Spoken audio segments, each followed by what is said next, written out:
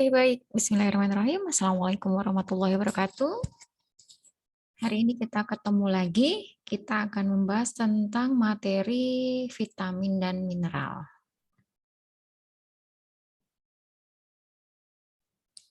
Oke, saya share untuk materi hari ini. Oke, mungkin sebelumnya teman-teman sudah pernah mendengar atau membaca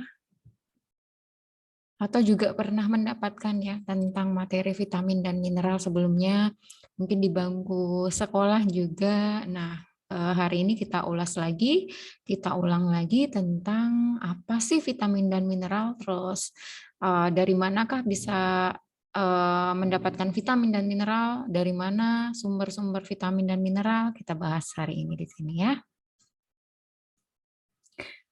Vitamin dan mineral mempunyai fungsi utama yang sangat penting dalam reaksi metabolisme. Metabolisme adalah proses kimiawi di mana bagaimana cara merubah makanan dan minuman yang kita konsumsi menjadi energi, itulah proses metabolisme. Nah, kemudian sebagai kofaktor atau substansi non-protein yang berperan dalam reaksi enzimatis metal, menghasilkan mineral atau ion-ion metal, koenzim, kemudian menjadi senyawa organik, kemudian menjadi vitamin.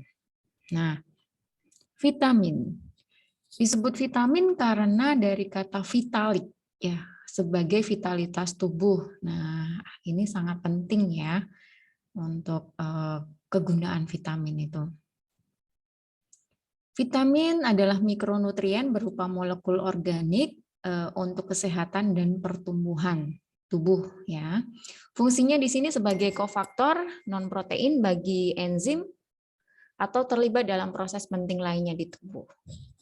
Vitamin dibutuhkan untuk pertumbuhan yang normal, memelihara dan menjaga fungsi tubuh. Nah, di sini adalah beberapa fungsi vitamin.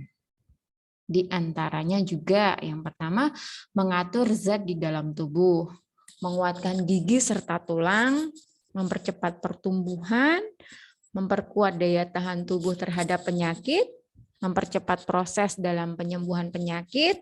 Jadi untuk teman-teman yang sedang sakit atau keluarganya yang sedang sakit mungkin sudah pernah ya mengkonsumsi vitamin. Nah, salah satu fungsinya memang dia dapat memperkuat daya tahan tubuh terhadap penyakit. Mempercepat proses dalam penyembuhan penyakit. Nah, ini ya tadi ya. Memperlambat dalam proses penuaan, membangun sistem kekebalan tubuh atau sistem imun, menjaga tubuh tetap segar serta menghilangkan rasa capek. Nah, mungkin juga teman-teman sudah pernah mengkonsumsi atau pernah mungkin keluarganya ada yang mengkonsumsi vitamin A biar nggak sakit, biar hilang capek-capeknya, biar pegelnya hilang.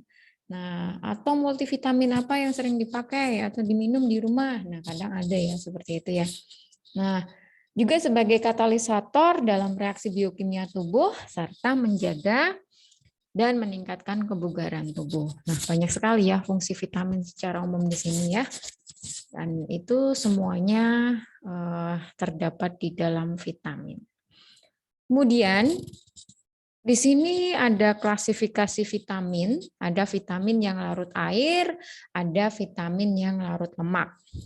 Untuk vitamin yang larut air itu ada vitamin B dan C. Oke. Kemudian kalau vitamin yang larut lemak itu ada A, D, E, dan K.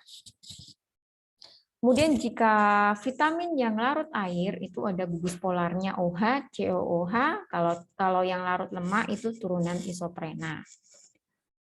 Kemudian vitamin yang larut air itu tidak disimpan. Nah, kalau yang larut lemak itu disimpan di dalam tubuh. Nah, sehingga terkadang bikin timbunan ya. Sehingga jika vitamin yang larut air itu kelebihannya dibuang lewat urin ya, lewat kita buang air kecil. Nah, itu kita membuang kelebihan vitamin. yang larut air. Untuk yang larut lemak itu jika banyak itu menjadi toksik atau racun. Gimana cara menghilangkannya? Nah, kita bisa olahraga, diet sehat, makanan sehat. Nah, seperti itu. Itu untuk membuang vitamin yang larut lemak. Kemudian untuk vitamin yang larut air itu mudah rusak oleh oksigen, panas, dan cahaya ultraviolet. Kalau yang larut lemak itu bukan sebagai koenzim, jadi dia tidak mudah rusak ya. Kemudian ada berbagai macam jenis vitamin ya. Mungkin teman-teman sering mendengar retinol, tiamin. Nah, itu ternyata adalah nama lain dari vitamin A dan vitamin B1. Kita mulai dulu untuk vitamin A atau retinol. Vitamin A atau retinol ini sebagai pembentuk indera penglihatan yang baik, terutama di malam hari. Jadi untuk teman-teman yang dirasa penglihatannya kurang saat malam hari, silakan menambahkan lagi vitamin A-nya. Salah satu komponen penyusun pigmen mata di retina. Nah, betul ya, dari dulu kita kenal bahwa vitamin A itu untuk kesehatan mata. Nah, sumbernya ada di mana? Ada di susu, ikan, sayuran hijau, kuning, buah yang berwarna merah, kuning, seperti cabai merah, wortel, pisang, dan pepaya. Ini buah yang tidak asing lagi buat kita ya sehari-hari. Kemudian akibat kekurangan vitamin A atau retinol ini, nah nantinya bisa terjadi rabun senja, katarak, infeksi saluran nafas, kemudian menurunnya daya tahan tubuh, dan kondisi kulit yang kurang sehat.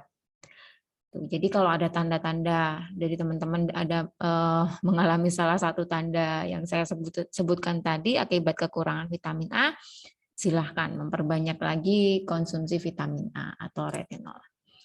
Selanjutnya ada vitamin B1 atau tiamin. Nah, memiliki fungsi penting dalam menjaga kesehatan kulit dan membantu mengkonversi karbohidrat menjadi energi yang diperlukan tubuh untuk rutinitas sehari-hari. Nah, dia juga membantu proses metabolisme protein dan lemak.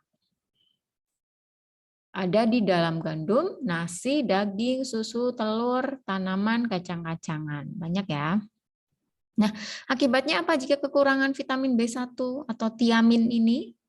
Nah, kalau vitamin B1 ini lebih ke kulit ya, kulitnya kering, bersisik. Jadi nggak hanya pada musim dingin aja ternyata ya yang mempengaruhi. Ternyata juga karena vitamin B1 jika mengalami kekurangan maka kulitnya cenderung akan kering dan bersisik. Beri-beri, gangguan saluran pencernaan, jantung, dan sistem saraf. Ya, masih ada vitamin B2, vitamin B3 ya. Kalau vitamin B2 kita lebih kenal dengan riboflavin. Riboflavin berfungsi penting dalam metabolisme di dalam tubuh manusia. Dia meregenerasi energi bagi tubuh melalui proses respirasi atau bernafas. Jadi saat kita bernafas, tarik nafas, buang nafas, tarik nafas, buang nafas, itu adalah sebagai salah satu cara pertukaran energi ya, regenerasi energi. Gitu. Kemudian vitamin B2 berperan dalam pembentukan molekul steroid, sel darah merah, dan glikogen, serta menyokong pertumbuhan berbagai organ tubuh seperti kulit, rambut, dan kuku. Terdapat dalam sayuran segar, kacang kedelai, kuning telur, dan susu juga. Akibatnya, jika kekurangan vitamin B2 ini akan dapat mengakibatkan menurunnya daya tahan tubuh, cepat sakit ya, kulit kering bersisik. Nah, tadi hampir sama dengan vitamin B1, B2, bahkan B3 juga lebih ke kulit ya. Kemudian mulut kering, bibir pecah-pecah, dan sariawan. Jadi tidak hanya vitamin C yang mempengaruhi, kok saya sering sariawan ya, kok sering bibirnya pecah-pecah ya, ternyata selain dari vitamin C juga vitamin B2 itu mempengaruhi. Gitu. Oke, lanjut ke vitamin B3 atau niacin. Nah, untuk niacin di sini berfungsi penting dalam metabolisme karbohidrat untuk menghasilkan energi, metabolisme lemak, dan protein. Vitamin B3 menjaga kadar gula darah, tekanan darah tinggi, menyembuhkan migrain, vertigo. Nah, banyak sekali manfaatnya untuk vitamin B3 ya. Terdapat di dalam ragi, hati, ginjal, daging, unggas, ikan, gandum, dan kentang. Akibatnya jika kurang vitamin B3 ini, tubuh mengalami kekejangan, kram otot ya, sering pegel-pegel, sering sakit ototnya, gangguan sistem pencernaan, mual muntah. Nah, ini bisa diberikan vitamin B3. Contohnya, terkadang ibu hamil juga mengalami mual muntah. Nah, ini dengan pengawasan dokter, biasanya kita bisa juga memberikan vitamin B3. Oke, masih ada lagi vitamin B5 atau asam pentoenat. Nah, vitamin B5 ini banyak terdapat dalam reaksi enzimatik di dalam tubuh. Reaksi pemecahan nutrisi makanan, terutama lemak, menjaga komunikasi yang baik antar sistem saraf pusat dan otak, dan memproduksi senyawa asam lemak, sterol, neurotransmitter, dan hormon tubuh. Banyak ya fungsinya. Selain itu sumbernya ada di daging, susu, ginjal, hati, sayuran hijau, kacang hijau, dan jika kekurangan vitamin B5, ini kulitnya lagi yang kita akan cenderung lebih bisa terlihat ya, seperti pecah-pecah, bersisik ya. Tadi vitamin B3 itu kering, kalau di sini tambah lagi pecah-pecah dan bersisik. Terjadi kram otot dan sulit tidur. Nah, yuk yang sulit tidur silakan konsumsi vitamin B5 ya. Masih ada lagi vitamin B6 atau piridoksin. Esensial bagi pertumbuhan tubuh, menghasilkan energi melalui jalur sintetik asam lemak, metabolisme nutrisi, dan memproduksi antibodi sebagai mekanisme pertahanan tubuh. Ini sebagai fungsi dari vitamin B6. Terdapat antigen atau senyawa asing yang berbahaya bagi tubuh. Nah, sumbernya ada di beras, jagung, kacang-kacangan, daging, ikan. Nah, jika kekurangan vitamin B6 ini dapat menyebabkan kulit pecah-pecah juga, kram otot, dan insomnia tadi ya. Selain vitamin B5 yang sering menyebabkan insomnia juga kekurangan vitamin B6 ya. Silakan konsumsi lagi makanan-makanan yang mengandung vitamin B5, B6 jika mengalami susah tidur contohnya. Masih ada lagi vitamin B7 atau kita sering sebut dengan biotin. Biotin sebagai koenzim pada reaksi-reaksi kimia ya, menyangkut penambahan dan pengeluaran karbon dioksida kepada atau dari sistem senyawa aktif. Sintesis dan oksidasi asam lemak memerlukan biotin sebagai koenzim ini. Jadi sebagai perantaranya ya dari sistem reaksi kimia tadi. Secara metabolik, biotin erat kaitannya dengan asam folat, asam pentoetat, dan vitamin B12. Sumbernya ada di hati, kuning telur, sereal, kemudian kacang-kacangan, sayuran, dan buah. Ada jamur, pisang, jeruk, semangka, dan stroberi. Nah, ini yang sering kita konsumsi ya setiap hari. Akibatnya jika kekurangan vitamin B7 ini menyebabkan dermatitis ya. Ini masalah kulit ya, hiperestesia, parestesia, keratokonjungtivitis, anoreksia, anemia. Nah, ini masalah gizi juga ya. Dan terganggunya fungsi jantung. Wah, banyak sekali ya akibatnya jika kekurangan vitamin B7 ya. Silahkan kita evaluasi lagi tubuh kita kekurangan vitamin apa gitu ya. Silahkan. Selanjutnya masih ada vitamin B9 atau kita sering dengar ini asam folat. Nah, koenzim yang berfungsi penting dalam sintesa sel-sel baru untuk pembentukan sel darah merah dan sel darah putih dalam sumsum tulang dan untuk pendewasaannya. Suplementasi folat terdapat banyak menyembuhkan anemia, namun gejala gastrointestinal dan gangguan saraf juga tetap bertahan. Nah, hingga kenapa asam folat ini penting sekali ya? Karena dia meregenerasi, mensintesa sel-sel baru.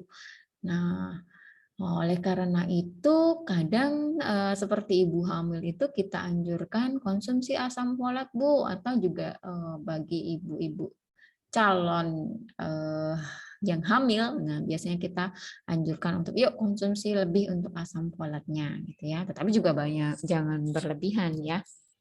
Tuh. Nah, sumber dari vitamin B9 ini ada di dalam sayuran hijau, hati, daging tanpa lemak, sereal utuh, biji-bijian, kacang-kacangan, dan jeruk. Nih, alami semua masih ada. Akibatnya jika kekurangan vitamin B9 itu terganggunya fungsi otak, pertumbuhan tulang belakang, sariawan, dan diare. Wow. Yang sering mengalami keluhan di atas tadi silahkan evaluasi lagi, kurang asam folat mungkin ya. Kemudian ada vitamin B12 atau cyanocobalamin. Nah, hanya khusus diproduksi oleh hewan. Jadi ini nggak ada di dalam tumbuhan atau tanaman ya. Hewan yang punya cyanocobalamin. Berperan dalam pemeliharaan kesehatan sel saraf, pembentukan molekul DNA RNA, dan pembentukan platelet darah. Sumbernya ada di daging-daging, telur, susu, hati, ragi, atau makanan yang hasil fermentasi. Itu contohnya tempe gitu ya, tape. Nah, akibatnya kalau kekurangan vitamin B12 ini bisa menyebabkan anemia atau kekurangan darah, mudah lemah, letih, lesu, lunglai. Nah, kemudian terjadi iritasi kulit. Nah, oke, di vitamin D atau kalsiferol. Vitamin D ini membantu metabolisme kalsium dan mineralisasi tulang. Sel kulit akan segera memproduksi vitamin D saat terkena sinar matahari atau sinar UV ya. Bila kadar vitamin D rendah, maka tubuh akan mengalami pertumbuhan kaki yang tidak normal. Nah, biasanya menjadi huruf O atau X ya. Itu suatu penyakit di sini. Sehingga kalau sekarang vitamin D itu sering banget banyak yang mengkonsumsi ya, terutama di masa COVID ini, vitamin D, vitamin C, semuanya pada diburu lagi. Karena harapannya tadi suplementasi tubuh biar lebih sehat lagi, daya tahan tubuhnya lebih terjaga tadi sesuai dengan fungsi vitamin yang sudah kita sebutkan tadi di awal ya. Kemudian di sini sumbernya ada di dalam ikan, telur, susu, serta produk olahannya seperti keju. Jadi yang suka keju ini bagus sekali ya, karena di dalam keju juga ada vitamin D-nya ya, atau kalsiferol. Akibatnya jika kekurangan vitamin D, ini dapat menyebabkan kerusakan dan otot akan mengalami kejang. Nah, osteomalasia, hilangnya unsur kalsium dan fosfor secara berlebihan di dalam tulang, gitu ya. Nah, kemudian vitamin C atau asam askorbat. Nah, vitamin C setelah vitamin D ke vitamin C ya.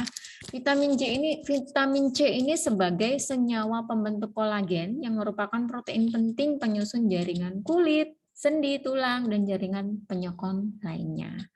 Senyawa antioksidan dan alami yang dapat menangkal berbagai radikal bebas dari polusi di sekitar lingkungan. Nah, karena itu sekarang banyak diburu ya vitamin D, vitamin C, karena dia fungsinya seperti ini, sangat kompleks ya.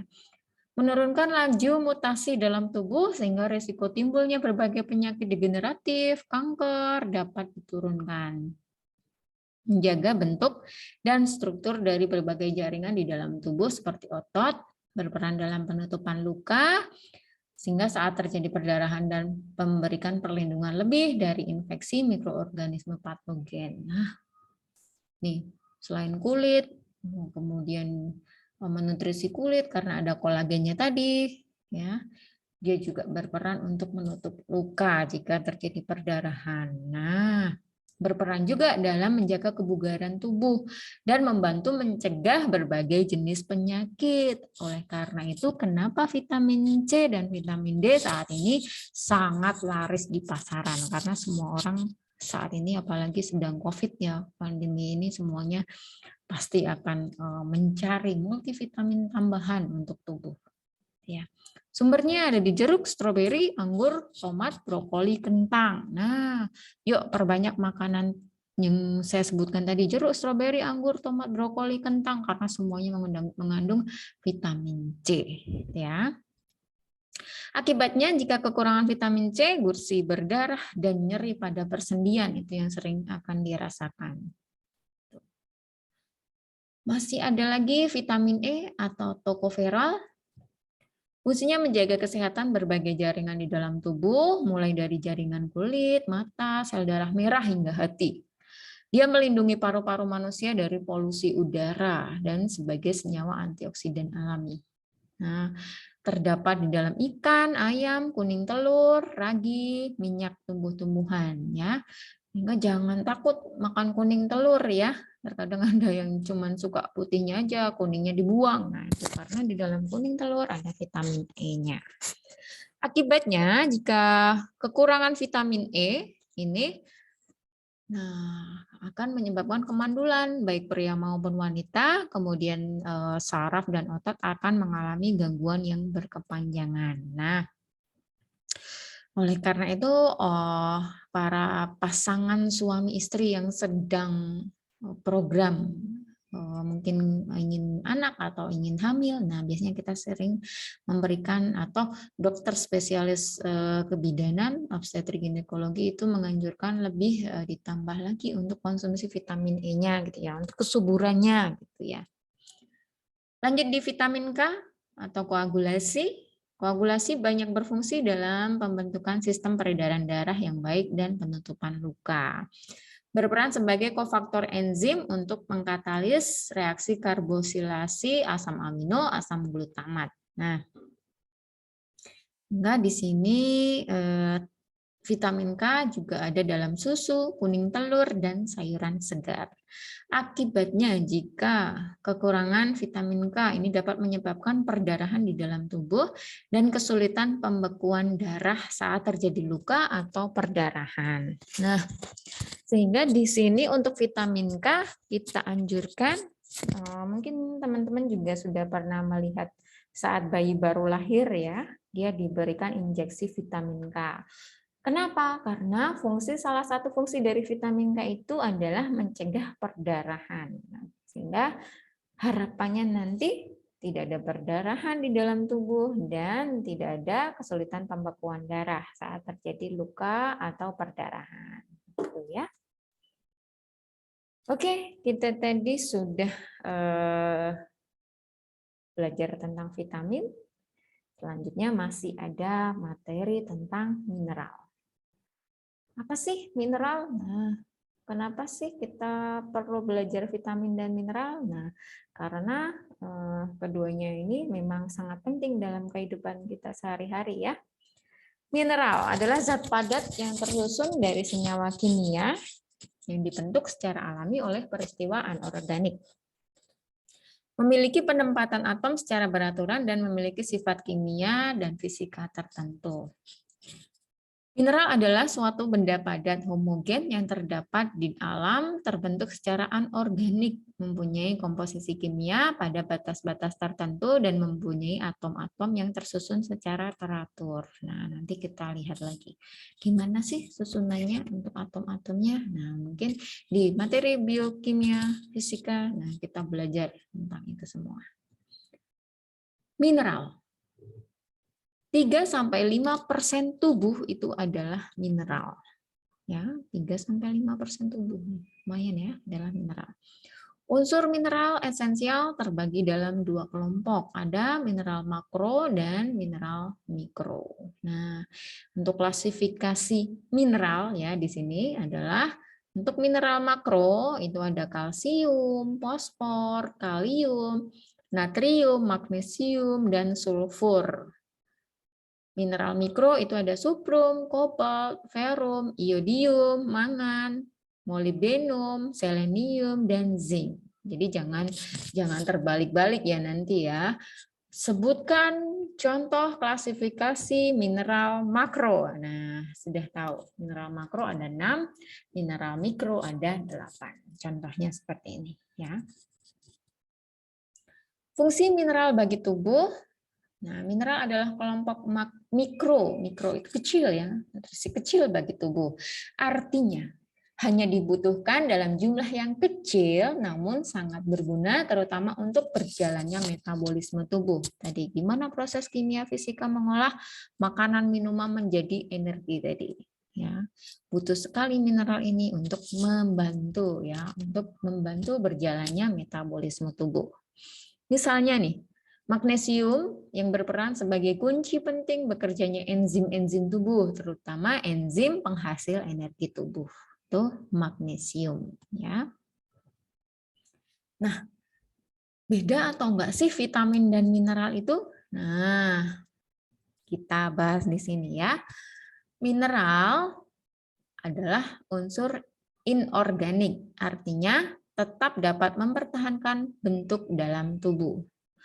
Tidak seperti vitamin, mineral tidak dapat hancur oleh panas, asam, udara, ataupun proses pencampuran. Nah, untuk vitamin tadi, kita ulang lagi bahwa ada vitamin yang tadi dia dapat larut air, ada yang larut lemak.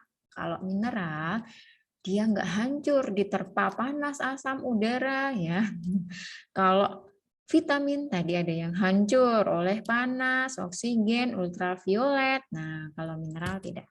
Ya, satu unsur mineral tidak dapat berubah menjadi unsur mineral lainnya. Contoh, Fe atau zat besi.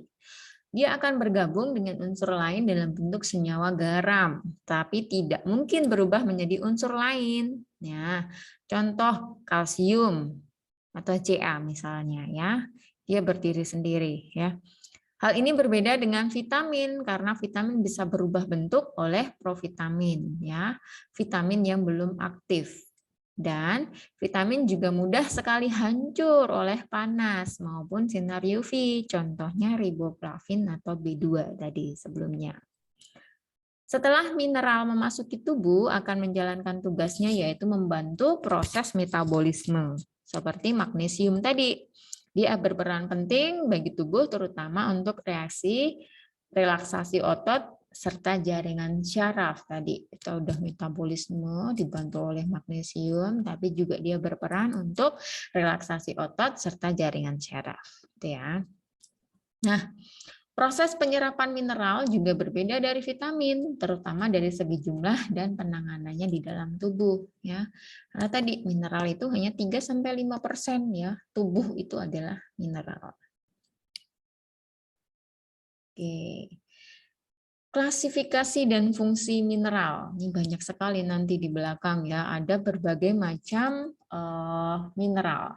Di sini kita akan sebutkan beberapa jenis mineral dan fungsinya. Yang pertama ada kalsium atau Ca, atau mungkin kita lebih kenal dengan zat kapur. Nah, itu sama juga ya, kalsium. Adalah mineral yang paling banyak terdapat dalam tubuh dan juga paling dibutuhkan. Nah, ini adalah kalsium ya. Mineral yang paling banyak di dalam tubuh dan paling dibutuhkan itu adalah kalsium atau Ca. Anak-anak pada masa pertumbuhan, remaja, wanita hamil, serta ibu yang sedang menyusui memerlukan kalsium dengan jumlah yang lebih banyak ya masa pertumbuhan tadi karena sedang bertumbuh jadi dia butuh banyak ya asupannya. Sebagai bahan pembentuk tulang, kontraksi otot, serta juga untuk membantu proses pembekuan darah jika terjadi luka. Ingat cepat mampetnya ya kalau kalsiumnya juga banyak ya. Terdapat dalam susu, telur, kacang-kacangan, ikan, dan kentang. Jadi tadi ya makanan yang saya sebutkan ini tidak hanya mengandung kalsium, nah tetapi juga ada vitaminnya tadi. Jadi jangan salah, satu makanan bisa mengandung beberapa jenis kalsium dan vitamin gitu ya. Jadi jangan takut kalau kekurangan semuanya. Kalau memang merasa kurang ya harus ditambahkan lagi gitu ya. Akibatnya, jika kekurangan kalsium, tulang menjadi rapuh, pembentukan pada tulang tidak sempurna, menimbulkan kekenjangan otot. Nah, contohnya seperti ini ya, saat kita sudah menua lansia, tulang itu akan menjadi rapuh ya, semakin tua karena kalsiumnya semakin berkurang. Kemudian ibu hamil itu yang awalnya dia sebelum hamil tulangnya oke nih, setelah hamil dia disedot lagi oleh janinnya sehingga kalsiumnya mengikis semakin berkurang. Nah, dia harus mengkonsumsi kalsium lebih saat hamil gitu ya. Terus pembentukan pada tulang tidak sempurna terkadang terjadi pada neonatus ya, atau mohon maaf, embrio saat proses pembentukannya ya. Kita terkadang ada kasus-kasus yang memang pembentukan pada tulangnya tidak sempurna gitu. Sehingga penting sekali mengkonsumsi kalsium di sini ya. Masih ada lagi untuk mineral yang lain, ada fosfor. Ya. Sebagai bahan pembentuk suatu tulang bersama kalsium. Nah, dia bekerja sama nih di sini. Berperan penting di dalam berbagai reaksi kimia pada tubuh, misalnya untuk mengatur kinerja enzim. Jadi fosfor dan kalsium ini bisa bekerja sama untuk mengatur kinerja enzim. Terdapat dalam telur, daging, biji-bijian, ya, yang masih memiliki kulit ari, kacang-kacangan, dan susu. Akibatnya, jika kekurangan fosfor ini, tulang dan gigi menjadi rapuh, serta juga dapat menimbulkan penyakit rakitis. Nah, penting sekali nih fosfor nih. Masih ada yang lain, ada zat besi atau Fe, kita kenal ya. Kadar zat besi pada tubuh tidak seberapa banyak, yaitu hanya 0,002 kg untuk berat badan 50 kg. Wow, kalau seandainya 50 kilo nih udah hamil, nah sehingga dia butuh asupan lagi nih supaya Fe-nya tetap stabil karena dia akan membaginya dengan janinnya, sehingga kadang ibu hamil itu perlu tambahan lagi nih multivitamin supaya apa? Tetap kuat, tetap sehat. Jadi ya mineralnya juga oke, Fe-nya juga oke, tercukupi gitu ya. Karena cuma 0,002 kg per 50 kilo berat badan. Sangat sedikit ya. Mineral tersebut berfungsi ialah sebagai pembentuk suatu hemoglobin atau zat warna merah darah. Kenapa sih warna darah itu merah? Karena ada Fe-nya, karena ada zat besinya gitu ya. Ada di dalam telur, sayur-sayuran, biji-bijian, dan hati. Akibatnya nih, jika kurang zat besi atau Fe, dia dapat mengakibatkan penyakit anemia, itu kekurangan sel-sel darah ya, darah merah. Masih ada yodium, mineral yodium. Nah, ini sering sekali ya, setiap hari kita makan, mungkin nggak terasa kita makan asin. Nah, garamnya beryodium nggak, Bu? Nah, mungkin ibu-ibu yang suka masak, mungkin nih, garamnya beryodium nggak, Bu? Kenapa kok penting sekali yodium itu? Ya, karena pembentuk hormon tiroksin yang mengatur bermacam-macam aktivitas pada alat-alat tubuh dan juga mengontrol kecepatan pada pertumbuhan seseorang. Ini fungsi dari yodium ya. Kekurangan hormon tiroksin tersebut akan mengakibatkan kretinisme atau tubuh kerdil, atau mohon maaf, yang pernah melihat orang dengan tubuh kerdil atau kecil, nah itu bisa karena dia kekurangan hormon tiroksin ya.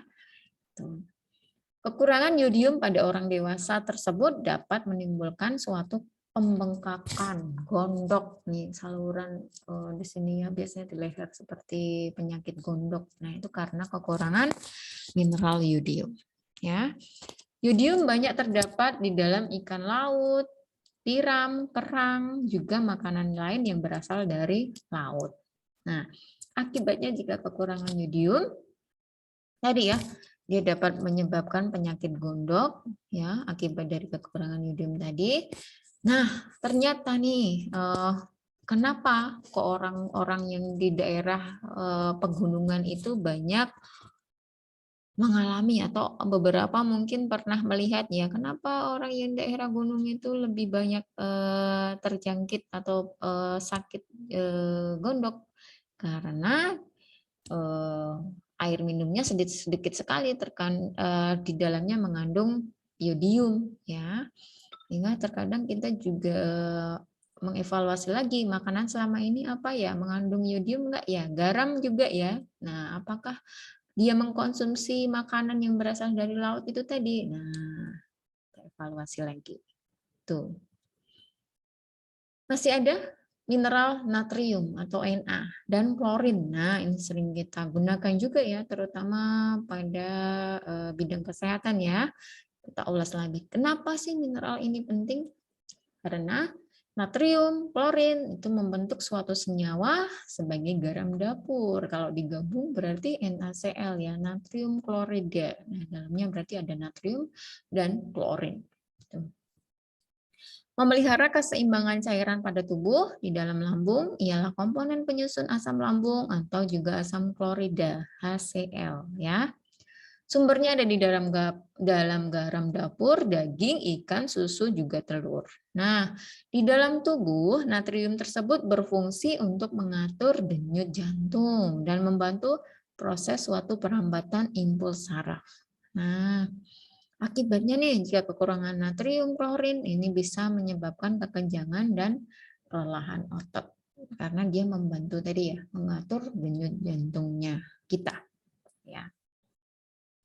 Masih ada mineral seng. Nah, mineral seng tersebut berperan di dalam proses metabolisme protein. Tadi ya, gimana proses mengolah makanan minuman menjadi energi protein. Nah, penyembuhan luka juga pada kesehatan kulit. Nah, ini kulit tadi banyak ya, vitamin E, seng. Nah, ini juga katalisator berbagai reaksi biokimia di dalam tubuh serta juga menjadi komponen penting untuk RNA dan DNA sekaligus penyatuan asam nukleat dalam reaksi biokimia tadi ya.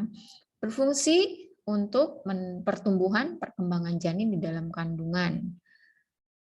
Ada di dalam daging, ikan, hati, telur, dan susu.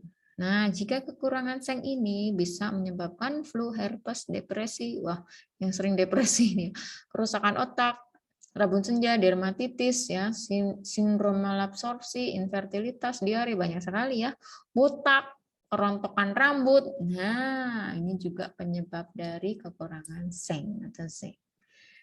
Baik, terima kasih. Cukup untuk materi kita hari ini. Hari ini kita sudah belajar tentang vitamin dan mineral. Oke, terima kasih. Saya akhiri. Sampai bertemu lagi di materi selanjutnya. Wassalamualaikum warahmatullahi wabarakatuh. Terima kasih.